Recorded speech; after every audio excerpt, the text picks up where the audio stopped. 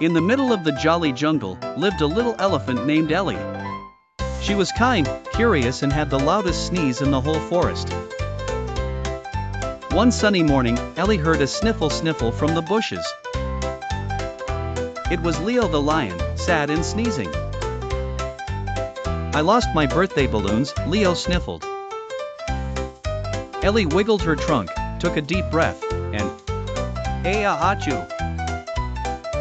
Her giant sneeze blew the leaves off the trees and lifted the balloons back from the sky. Leo cheered, "That's the best sneeze ever." Ellie giggled, "Told you it was strong."